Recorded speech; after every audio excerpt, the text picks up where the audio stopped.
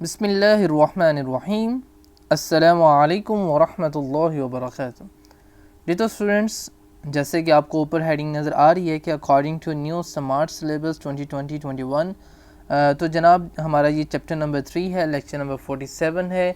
और इस चैप्टर से जो है वो अब जब जिस डेट को ये चैप्टर बन रहा है, ये लेक्चर बन रहा है, ये चैप्टर हम स्टार्ट कर रहे हैं, तो स्मार्ट सिलेबस जो है वो ऑफिशियली तौर पे वेबसाइट के ऊपर PCTB ने लॉन्च कर दिया है। तो अब जो है नेक्स्ट लेक्चर हमारे इंशाल्लाह स्मार्ट सिलेबस के मुताबिक ही बनेंगे, ताकि जो है वो आपकी बेहतर से बेहतर तैयारी हो सके। तो चलिए बुक की जानिब बढ़ते हैं।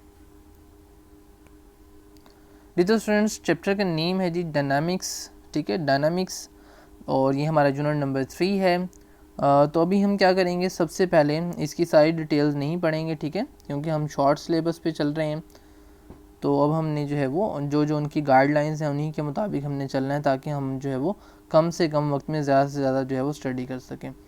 तो बेसिकली आप जस्ट इसकी डेफिनेशन थोड़ी सी डिस्कस कर लेते हैं कि भाई डायनामिक्स है क्या।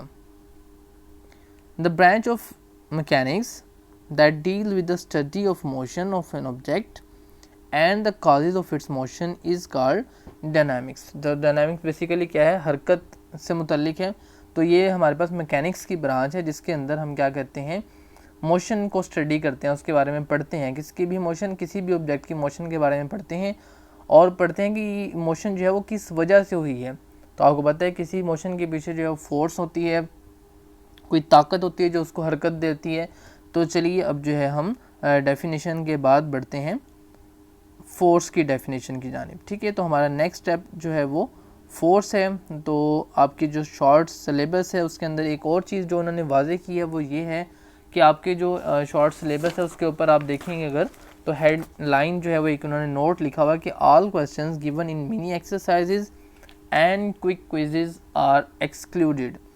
तो अभी जो हमारे पास मिनी एक्सरसाइजेज साइड पे होती हैं, या हमारे पास जो है क्विक क्विजेज होते हैं साइड के ऊपर, तो वो सारे जो है उन्होंने एक्सक्लूड कर दिए हैं, यानी कि हमारे पास स्मार्ट सिलेबस के अंदर वो इंक्लूड नहीं है, ठीक है। तो भी फोर्स है तो हम फोर्स के बारे में पढ़ लेते हैं। तो भाई जी हमारा जो आज टॉपिक है उसमें हमने फोर्स पढ़ना है, इनर्शिया पढ़ना है, उसके बाद मोमेंटम पढ़ना है कि ये क्या होते हैं, इनको डिटेल से हम स्टडी कर लेते हैं। Newton laws of motion are fundamental importance in understanding the causes of motion of a body। कहते हैं कि जो हमारे पास न्यूटन के लॉज हैं, जो अभी हम डिस्कस भी करेंगे इस चैप्टर के अंदर, तो वो बुनियाद है, हमारे पास बुनियादी अहमियत के हामिल हैं जानने के लिए किसी भी चीज़ की, किसी बॉडी की मोशन की वजह को। Before we discuss these laws, इन लॉज को डिस्कस करने से पहले, इट इज़ एप्रोप्रिएट, तो ये मुनासिब होगा to understand various terms such as force, inertia and momentum, कि हम उससे पहले लॉज डिस्कस करने से पहले जो डिफरेंट टर्म्स हैं, जैसे कि फोर्स है, इनर्शिया है, मोमेंटम है, तो इनको डिस्कस कर लें। तो भाई हम पहले फोर्स, इनर्शिया और मोमेंटम डिस्कस करेंगे, उसके बाद भाई हम क्या डिस्कस करेंगे, न्यूटन लॉज ऑफ मोशन। तो भाई फोर्स के बारे में हम देखते हैं कि फोर्स क्या है। फोर्स का आपको वैसे ही पता है कि फोर्स कहते हैं ताकत को, कुव्वत को, ठीक है। जो हमारे पास जब हम खाना खाते हैं तो हमारे पास ताकत और कुव्वत आ जाती है, और जब हम खाना नहीं खाते तो हमारे पास जो है वो फोर्स कम होती है और हम वीकनेस जो है वो महसूस करते हैं। तो बेसिकली फोर्स क्या है, हमारे पास एक ऐसी ताकत होती है जो किसी चीज़ को मूव जो है वो करवा दे या उसको करवाने की ताकत रखती है, ठीक है। तो भाई देखते हैं ज़रा कि ये क्या बता रहे हैं। कहते हैं कि we can open a door either by pushing और पुलिंग इट। तो कहते हैं कि हम जो दरवाज़ा होता है उसको या तो पुश करके खोल सकते हैं या फिर अपनी तरफ पुल करके जो है वो खोल सकते हैं, जैसा कि उन्होंने फिगर में दिखाया भी है 3.1 फिगर के अंदर। तो ये देखें, ये हमारे पास ये किधर गया 3.1 फिगर भाई,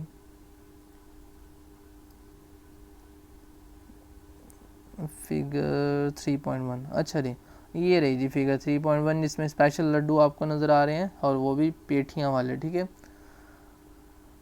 तो भाई ये देखें, ये आप क्या कर रहा है भाई, ये रेडी जो है वो उसकी फूड वेंडर जो है वो ऑन मूव, तो ये हरकत कर रहा है। तो क्या करता है, ये फोर्स लगाता है अपनी रेडी को, और जिसके ऊपर स्पेशल किस्म के लड्डू हैं, तो वो जो है रेडी मूव करती है, ठीक है। तो वही आपको बताने की कोशिश कर रहा है कि भाई हमारे पास फिगर 3.1 जो है उसके अंदर क्या कर रहा है, shows a man pushing a cart. तो वही जो है रेडी है उसको खींच रहा है, ठीक है, अपना जो है वो उसे मूव करवा रहा है। The push may move the car to और change the direction of its motion और may stop the moving car. तो वो क्या करता है, ज़ोर लगा के या तो उसे मूव करता है, ठीक है, पुश करता है, धकेलता है उसको, ठीक है, या फिर उसे क्या करता है, ज़ोर लगा के उसे रोक लेता है, ठीक है। A batsman in the figure 3.2 changing the direction of the moving ball by pushing it with his bat। तो जनाब ये 3.2 फिगर जो है आपके पास, इसमें देखें कौन से प्लेयर हैं, ये शाहिद अफरीदी साहब हैं, और जनाब ये क्या कर रहे हैं, ये ज़ोर लगाते हैं बॉल को और बॉल के डायरेक्शन को जो है वो दे घुमा के जो है वो बाउंड्री से बाहर फेंकते हैं और इस तरह छक्का जो है वो लगाने में कामयाब हो जाते हैं। तो लिखा हुआ है कि the ball is turn into different direction as it push by the batsman. तो जहाँ दिल करता है शाहिद अफरीदी साहब का इंडिया पाकिस्तान के मैच में छक्के लगा के तो उनको जो है वो हैरान कर देते हैं इंडियंस को, और एट द एंड जो है फाइनली हम जीत जाते हैं। तो भाई इस तरह से जो है वो फोर्स लगती है, आखिर ऐसे तो नहीं मैच जीत हो जाता, फोर्स लगानी पड़ती है बैट्समैन को, और इस तरह जो है लाला हमारे शाहिद अफरीदी साहब ज़ोर से छक्के छक्के मारते हैं और देख घुमा के जो है वो मैच जीत जाते हैं। तो खैर जी हमारे पास नेक्स्ट क्या है कि force may not always cause a body to move. तो फोर्स लाजमी नहीं होता कि हर दफ़ा बॉडी को मूव ही करवाए। Look at this picture 3.3। तो बाज़-औक़ात कोई ऐसी चीज़ भी होती है जो मूव होती नहीं है, हम ताकत लगा के हट जाते हैं। तो इसमें देखें एक जनाब ये भी कोई क्रिकेटर ही हैं, क्रिकेट खेलने के बाद ये इन्होंने कहा कि चलो पिक्चर बनवानी है, तो मैं जो है ना वो इनको किसी ने कहा कि आप जो है वो दीवार को धक्का लगाएं, हम आपकी पिक्चर बनाते हैं। तो ये देखें जी ये पिक्चर उन्होंने बना ली है। तो इसमें बताने का हमें मकसद ये है कि boy is pushing the wall. तो बॉय जो है एक ज़ोर लगा रहा है दीवार को, लेकिन दीवार गिर नहीं रही। तो इससे पता चला कि हमेशा जो है फोर्स किसी चीज़ को लाजमी नहीं है मूव करवाए। बाज़ औक़ात हम फोर्स लगाते हैं लेकिन कोई चीज़ मूव नहीं भी कर पाती। A boy is pushing a wall and is thus trying to move it. और उसे मूव करने की अपनी पूरी कोशिश जो है वो कर रहा है। Could he move the wall, क्या वो वॉल को मूव कर लेगा? तो हम कहेंगे भाई नहीं, अगर वॉल अच्छी खासी मजबूत लग रही है तो कहाँ से मूव करेगा। हाँ अगर कच्ची होती, हल्की होती, दरारें पड़ी होती तो फिर हो सकता था एक धक्का और देने से दीवार गिर जाती। तो खैर जी a goalkeeper needs a force to stop a ball coming to him as shown in the figure 3.4। Thus we understand that. तो हमें ये सारे एग्जांपल हमें जो है वो कंसेप्ट बनाने के लिए दे रहा है। तो कह रहा है भाई ये क्या कर रहा है, गोल कीपर जो है वो फोर्स लगा रहा है किसको करने के लिए, ये बॉल जो उधर से ज़ोर से किसी ने मारी है तो वो उसने ज़ोर से इसको पकड़ा है और फोर्स लगाई है, ठीक है, तो उसने गोल होने से बचा लिया है। Thus we understand that. तो हमें अंडरस्टैंड हो गया, क्या अंडरस्टैंड हुआ, अभी इतनी सारी एग्जांपल से हमें अंडरस्टैंड हमें ये हुआ कि force moves or tends to move, कि फोर्स जो होती है वो मूव करती है या मूव करने की कोशिश करती है। जैसे हमने देखा था ना कि दीवार को मूव करने की कोशिश कर रहा था, ये अलग बात है कि नहीं हुई। Stops or tends to stop, या तो चीज़ रोकती है या फिर रोकने की कोशिश करती है। बाज़ औक़ात ऐसा भी होता है कि हम फोर्स लाते हैं लेकिन कोई चीज़ इतनी ताकतवर होती है, जिस तरह कोई गाड़ी आ रही हो तो हमारी फोर्स से ज़्यादा उसकी ताकत होगी तो फिर हम कोशिश तो करेंगे लेकिन नहीं रुक पाएगी। तो बेसिकली फोर्स क्या होती है, किसी चीज़ को मूव करवाती हैं या मूव करवाने की कोशिश करती है, ठीक है, या फिर किसी चीज़ को रोकती हैं या फिर रोकने की कोशिश करती है। किसको भाई, the motion of a body, एक बॉडी की हरकत को। The force can also change the direction of motion of body. तो फोर्स जो है वो हमारे पास मोशन डायरेक्शन जो है उसकी सिमत जो है बॉडी की वो भी मूव कर देती है। कैसे भाई, जैसे हमने देखा कि बॉल जो है वो बॉलर ने करवाई और बैट्समैन ने दे घुमा के मारी छक्का, और उसकी जो डायरेक्शन थी पहले बॉलर्स की जानिब थी, अब जनाब फील्डर की जानिब होगी, और बाज़ औक़ात जो है वो फील्डर से भी परे जो तमाशाई बैठे होते हैं वो कैच करके इनाम जो है वो जीत लेते हैं। तो ये है आपके पास डेफिनेशन जनाब फोर्स की, ठीक हो गया। उसके बाद कह रहे हैं कि what happen when you press a balloon. तो कहता है क्या होता है जब आप एक बैलून को जो है दबाते हैं। You can cut an apple with a knife by pushing its sharp edge into the Apple.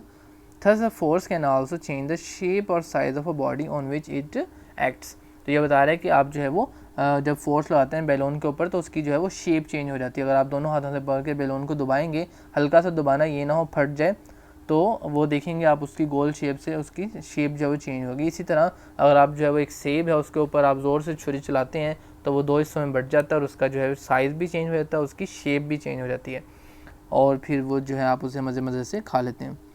उसके बाद है जी इनर्शिया। इनर्शिया क्या चीज़ है? इनर्शिया के बारे में हम थोड़ा बहुत पहले भी डिस्कस कर चुके हैं पिछले लेक्चर्स के अंदर। तो भाई Galileo observe that it is easy to move और stop the light object than heavier ones. तो गैलीलियो ने देखा, मुशाहिदा किया कि भाई जो हल्की चीज़ें होती हैं ना, उनको मूव करना या उनको रोकना आसान होता है बकदरे उनके जो चीज़ें हैवी होती हैं, यानी जो चीज़ें भारी होती हैं उनकी अगर वो मूव कर रही हों तो उन्हें रोकना जो है मुश्किल होता है। ठीक है, फ़र्ज़ करें अगर जिस तरह एक ढलवान है, ठीक है, और गाड़ी एक खड़ी है, तो वो ढलवान के ऊपर उसकी अगर ब्रेकें हमने हैंड ब्रेक नहीं लगाई हुई और वो खुद ब खुद ही मूव करने लग जाती है, तो उसको रोकने के लिए हमें ज़्यादा ताकत लगानी पड़ेगी। ठीक है, इसके बरक्स अगर हमारे पास एक छोटी सी साइकिल बच्चों वाली जिस 3 पहियों वाली है, वो अगर मूव करते हैं तो उसे हम एक ही हाथ से रोक लेंगे। तो इट मीन्स कि हमारे पास जो है वो चीज़ों के साइज़ और जो है उनका हैवी है, एक चीज़ भारी है और एक हल्की है, उनकी वजह से उनको रोकना और उनको हरकत में लाना जो है वो कदरे जो है वो फ़र्क होता है। ठीक है, heavier objects are difficult to move, तो जो भारी ऑब्जेक्ट होते हैं उनको मूव करना मुश्किल होता है। और if moving than difficult to stop, और अगर वो मूव ऑलरेडी कर रहे हो तो उनको रोकना मुश्किल हो जाता है। Newton concluded that every body resist to the change in its state of rest और of uniform motion in a straight line. तो भाई न्यूटन ने कहा कि हर बॉडी, हर जिस्म जो है वो मुखालफत करता है, रेजिस्ट करता है, किसमें भाई? To change in its state of rest और यूनिफॉर्म मोशन। अगर कोई चीज़ हरकत में है तो वो चाहती है मैं हरकत में ही रहूँ, अगर हमें उससे रोकना है तो वो जो है बॉडी कहेगी नहीं मुझे जाने दो, तो हमें क्या करना पड़ेगा? उस पर फोर्स लगानी पड़ेगी ज़ोर से, फिर जाके वो रुकेगी। ठीक है, और इसी तरह अगर एक बॉडी रुकी हुई है तो वो कहेगी नहीं भी मैंने तो मूव नहीं करना, मैं रुकी हुई हूँ। ठीक है, तो हमें क्या करना पड़ेगा? उस पर ताकत का इस्तेमाल करना पड़ेगा, फोर्स लगानी पड़ेगी ज़ोर से, और फिर वो जाके हरकत करना शुरू करेगी। ठीक है, तो क्या है जी? इसे बोलते हैं inertia. He called this property as inertia, तो उसने जो इस खासियत थी उसको इनर्शिया का नाम दिया। He related that inertia of a body with its mass, greater is the mass of the body, greater is its inertia. तो जितना मैस ज़्यादा होगा उतना ही उसका इनर्शिया भी ज़्यादा होगा। देखें, अगर एक ट्रक खड़ा होगा तो उसको हम हरकत देंगे तो वो ज़्यादा आकड़ दिखाएगा, ठीक है, नहीं मूव करेगा, वो कहेगा भाई मैं क्यों मूव करूँ, इनर्शिया उसका ज़्यादा होगा, उसके लिए हमें ज़्यादा फोर्स चाहिए मूव करवाने के लिए। और इसी के मुकाबले में अगर हमारे पास एक बाईसाइकिल होगी छोटी सी, या बच्चों वाली जो है वो ट्राईसाइकिल होगी, तो उसमें क्या होगा? उसको हम एक हाथ से मूव कर सकते हैं क्योंकि उसका जो है मैस है वो कम है। तो क्या समझ आई कि भी मैस अगर ज़्यादा होगा तो उसका इनर्शिया भी ज़्यादा, वो ज़्यादा अपोज करेगा, मुखालफत करेगा, ठीक है, रुकने की, और अगर रुका हुआ है तो चलने की मुखालफत करेगा। और अगर किसी चीज़ का मैस कम है तो वो जो है वो कम मुखालफत करेगा, अगर वो चल रहा है तो उसे रोकना भी आसान है, और अगर रुका हुआ है तो उसे मूव करवाना भी ज़्यादा ईजी होगा बकदरे हैवी ऑब्जेक्ट के। ठीक है, तो भाई ये डेफिनेशन है। अब डेफिनेशन की जानिब बढ़ते हैं कि inertia of a body is a property due to which it resists any change in its state of rest or motion। तो इनर्शिया क्या है? बेसिकली एक खासियत है, एक किसकी खासियत है भाई? बॉडी की खासियत है, जिसकी वजह से वो रेजिस्ट करती है, मुखालफत करती है एनी चेंज, कोई भी उसके अंदर चेंज हो। कैसा चेंज भाई? स्टेट ऑफ रेस्ट और मोशन। रेस्ट और मोशन के अंदर अगर हम तब्दीली लाएंगे, यानी कि अगर वो रुकी हुई है तो हम उसको तब्दील करके हरकत देना चाहेंगे तो पॉज करेगा, रेजिस्ट करेगा, और अगर वो पहले से हरकत कर रहा है तो उसके अंदर हम चेंजिंग लाएंगे। चेंजिंग क्या होंगी? उसे हम रोकना चाहेंगे तो भी क्या करेगा? रेजिस्ट करेगा। तो ये इसकी डेफिनेशन है। तो भाई ये नीचे है कि let us perform an experiment to understand the inertia.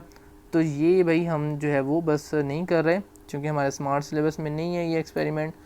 तो वैसे ज़रा मैं बस एक दो लाइनों में बता देता हूँ कि भी देखें, जो क्वीन थे, ठीक है, fell into the glass as the card flicks away. ठीक है, तो queens stack over remain undisturb on pulling the paper strip quickly. तो ये आप खुद भी परफॉर्म कर सकते हैं बैरल, किस तरह से हमारे पास जो है वो रुके हुए हैं तो वो रुके ही रहेंगे, और हम जो है वो आराम से नीचे से जो है वो खींच लेंगे स्ट्रिप, तो वो जो है वो वहीं के वहीं रुके रह जाएंगे। ठीक है, इसी तरह ये जो बताया कि आपके पास सिक्का है तो आप सिक्का वहीं का वहीं रह जाएगा, और उसके नीचे से जो है वो कार्ड मूव कर जाएगा और सिक्का जो है वो ग्लास के अंदर गिर जाएगा। ठीक है, क्योंकि हमारे पास जो है वो क्वीन का जो है वो इनर्शिया ज़्यादा था तो इस वजह से वो मूव नहीं किया। ठीक है, तो भाई हम चलते हैं अब मोमेंटम के ऊपर।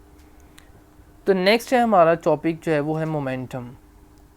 अबुलिट has a very small inertia due to its small mass.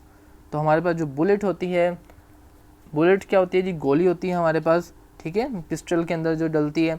तो वो कह रहा है कि उसका जो मैस है वो बहुत स्मॉल होता है, ठीक है। देखें एक बम है, उसका बहुत ज़्यादा मैस होगा, ठीक है।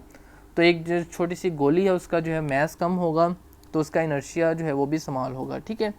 But why does it impact is so strong when it fired from the gun. लेकिन कहते हैं क्या वजह है कि जब हम उसको गन से फायर करते हैं या पिस्टल से फायर करते हैं तो जो उसका इम्पैक्ट होता है, जो जाके असर होता है किसी बॉडी पे, किसी जानवर पे, ठीक है, तो वो इतना ज़्यादा क्यों होता है, ठीक है, जब हम हंटिंग करते हैं, शिकार करते हैं। तो भी on the other hand the impact of a loaded truck on a body coming it's way is very large even if the truck is moving slowly. और कहता है कि दूसरे ही तरफ हमारे पास अगर एक ट्रक है बहुत बड़ा सारा, अगर वो आस्था से भी आता है और किसी चीज़ के साथ टक्कर मारता है, कार के साथ टक्कर खुदा ना खासा उसकी हो जाती है, तो उसका जो इम्पैक्ट है वो बहुत जो है वो ज़्यादा होता है। To explain such situation we define a new physical quantity called momentum. तो इस चीज़ को शो करने के लिए, इस चीज़ को बयान करने के लिए, समझाने के लिए एक नई क्वांटिटी जो है वो बताई गई है, जो कि हमारे पास मोमेंटम कहलाती है। अब मोमेंटम की डेफिनेशन है जी कि मोमेंटम क्या होता है, कि momentum of a body is the quantity of motion it possesses due to its mass and velocity. तो मोमेंटम बेसिकली क्या है, एक जो हमारे पास उसकी खासियत है, ठीक है, बॉडी की एक हमारे पास क्वांटिटी है, एक मिकदार है किसकी भाई, ऑफ मोशन, हरकत की, जो कि वो रखता है due to its mass and velocity. हम उसका मास भी देखते हैं, उसकी वेलोसिटी भी देखते हैं, उन दोनों को मल्टीप्लाई करने से, उन दोनों को हासिल ज़रब जो होता है वो हमारे पास क्या कहलाता है, मोमेंटम कहलाता है, ठीक है। तो देखें भाई, अगर हम मास एफर्ट्स करें, यही गोली की एग्जांपल ले लेते हैं, हमारे पास जो बुलेट हैं, अगर हम क्या करें, हाथ में बुलेट लेके और जानवर सामने खड़ा और उसके मारें ज़ोर से, अपनी तरफ से फुल ज़ोर लगाएं, उसको कुछ भी नहीं होगा, हल्की सी हो सकता है दर्द हो, और उसके बाद जनाब वो जो है वो कुछ भी उसके खून वगैरह नहीं निकलेगा, ठीक है। लेकिन अगर इसी बुलेट को हम पिस्टल के अंदर अगर चलाएंगे, तो पिस्टल के अंदर चलाने से क्या होगा, इसमें इग्निशन होगा, बारूद जो है उसके अंदर है वो फटेगा, और उसकी वजह से इसको बहुत ज़्यादा स्पीड मिलेगी। तो बहुत ज़्यादा जो स्पीड है बेसिकली वो इसके साथ जो है वो काम दिखाती है, और जाके जो इतना स्ट्रॉन्ग इम्पैक्ट है, असर है, वो डालती है, ठीक है। तो भाई इसी तरह हमें पता चला कि मैस और वेलोसिटी बेसिकली जब मिलते हैं और एक चीज़ का मैस हो और उसमें वेलोसिटी बहुत ज़्यादा हो जाए, तो फिर हमारे पास जो है वो इम्पैक्ट होता है।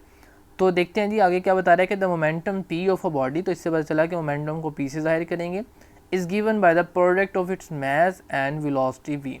थस, तो हमने देखा कि मैस हो और साथ में वेलोसिटी हो, तो फिर हमारे पास जो है इम्पैक्ट के ऊपर जो है वो डिफरेंस आता है। तो लिहाजा पी को हम किससे शो करेंगे, एम वी से, m mass v velocity, m और वी को मल्टीप्लाई कर दें तो जो हमारे पास नई क्वांटिटी बनती है, नई मिकदार बनती है, उसे हम बोलेंगे मोमेंटम, ठीक है। अब मोमेंटम भाई है कैसी, momentum is a vector quantity है। वेक्टर क्यों है भाई, मैस तो स्केलर है, लेकिन चूंकि वेलोसिटी वेक्टर है तो इस वजह से हमारे पास मोमेंटम के भी क्या हुआ, वेक्टर, यानी इसकी कोई ना कोई सिमत होगी, डायरेक्शन होगी। The SI unit of momentum is kilogram metre per second. Kilogram mass का यूनिट हो गया और वेलोसिटी का मीटर पर सेकेंड है, तो दोनों के यूनिट्स को आपस में मल्टीप्लाई कर दिया, तो ये बन गया जनाब किलोग्राम मीटर पर सेकेंड। तो ये था जी आज का हमारा टॉपिक। इसके अंदर आपने डेफिनेशन याद करनी है, मोमेंटम का फार्मूला याद करना है, ठीक है। बस यही आज का जो है वो आपका टॉपिक है। तो मिलते हैं जी नेक्स्ट लेक्चर में, अब तक के लिए इतना ही। अल्लाह हाफिज़, अस्सलाम वालेकुम वरहमतुल्लाहि वबरकातुहू।